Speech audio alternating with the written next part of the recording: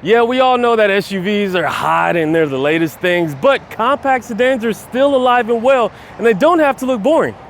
And this Hyundai said so. The Hyundai Elantra gets a mid-cycle refresh for its 7th generation.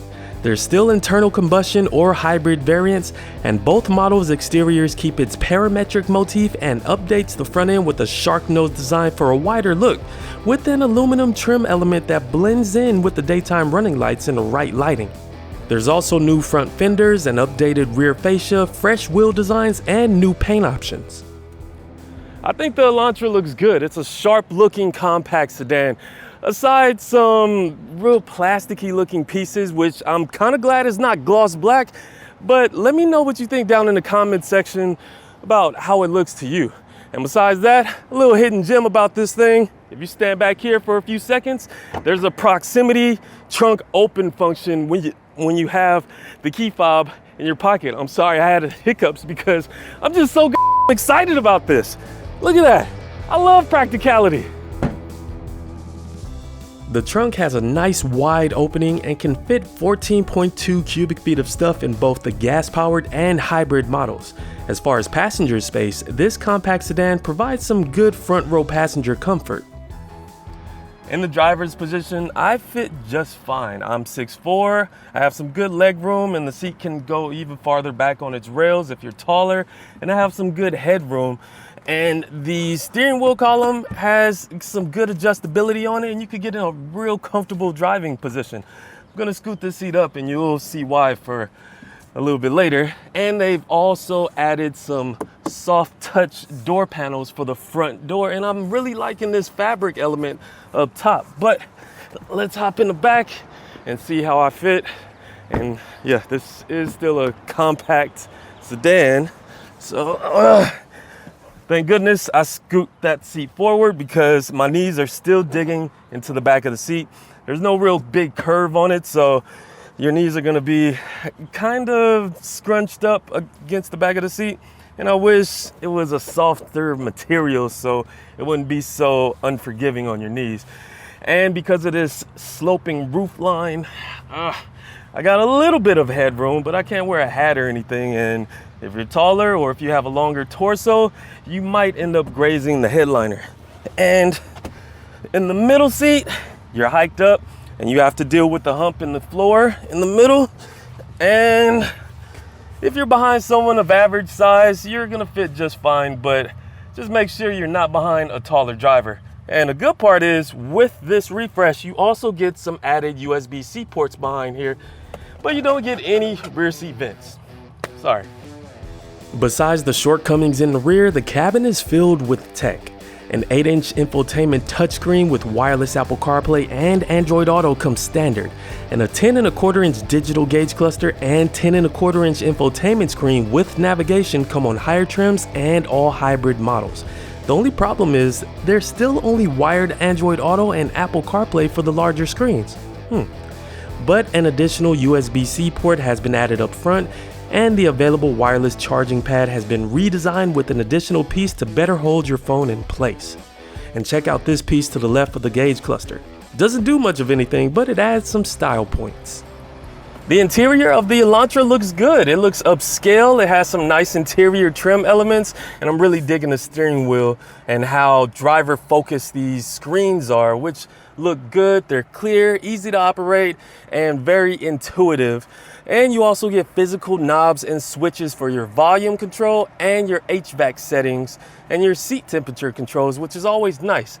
But one drawback is it does feel a bit tight in the driver's seat. I am a bigger guy and I understand this is a compact sedan, but it really does feel like I don't have a lot of real estate to work with in the driver's seat, which is fine if you're a little bit smaller. And I think the elephant in the room that has to deal with that is this thing, this grab handle. I don't know if your passengers need it when you're out on the road, but it's there. And speaking of which, let's actually take this out on the road and see if they're gonna need it. The Elantra comes with a few powertrain options.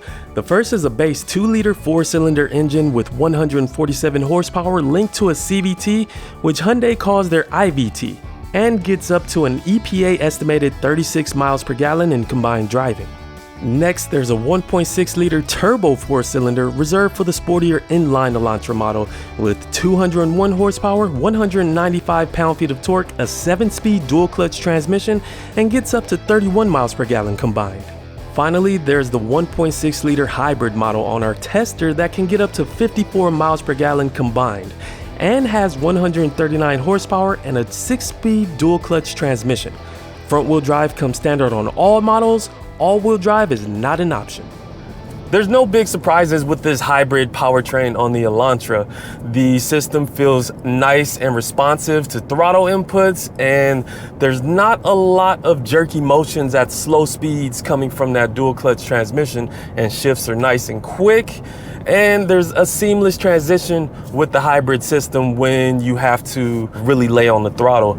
And also, the brakes feel good. They're nice and progressive, they're not squishy, and they give you some good feedback.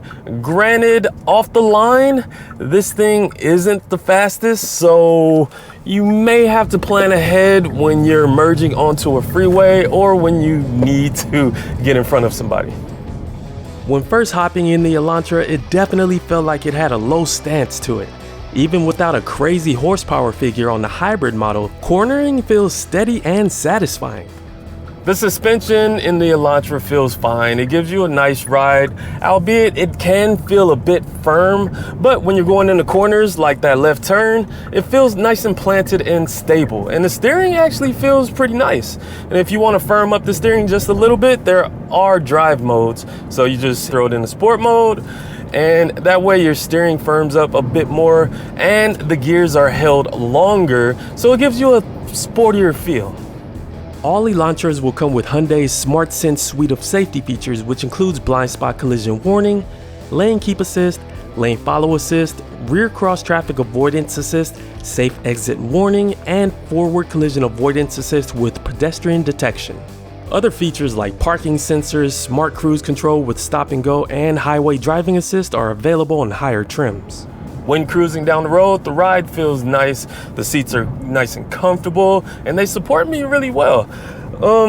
The armrest, inboard and outboard, they seem a bit far, and I know I'm pretty far back on the seat rails, but it does feel like I have to stretch out to get into a comfortable cruising position. But besides that, visibility looks nice going outward. Behind me, that deck lid is pretty high, so there's not a lot of window real estate to work with. And over my left and right shoulder, visibility looks good.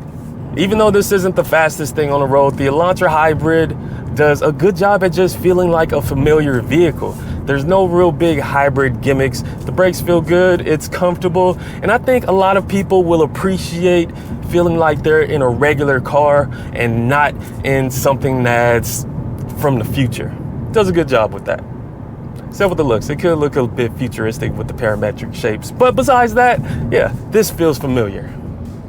The Elantra will have 4 different gas-powered trims and 2 hybrid trims. Pricing for a base gas-powered SE trim starts at $22,775, and that price includes destination. With that, you get the standard 2-liter engine, 15-inch wheels, LED projector headlights, and cloth seats. For more power and a racier aesthetic, the Elantra inline starts at $29,615. If you're going the efficiency route, the base Elantra Hybrid Blue model starts at $27,400.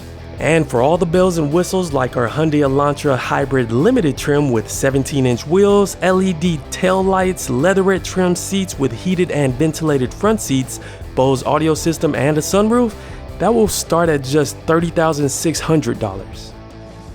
Whether you're looking to get the Elantra with the internal combustion engine or the hybrid, or maybe go a little bit bigger and get the Sonata, or really big and get the Palisade, go on kbb.com and get a fair purchase price. kbb.com, click the link above for more details. Competitors in this compact sedan segment include the popular Toyota Corolla, which has a hybrid variant with all-wheel drive, Honda Civic, Mazda 3, Nissan Sentra, and Kia Forte. Plenty of competition to deal with, but the Elantra gives consumers a variety of options at a budget-friendly price with a 10-year, 100,000-mile limited powertrain warranty to back it up. The compact sedan segment soldiers on with the Elantra, bringing some stylish looks, good tech, powertrain options, and some pretty decent bang for your buck. So if all that sounds appealing to you, check one out for yourself.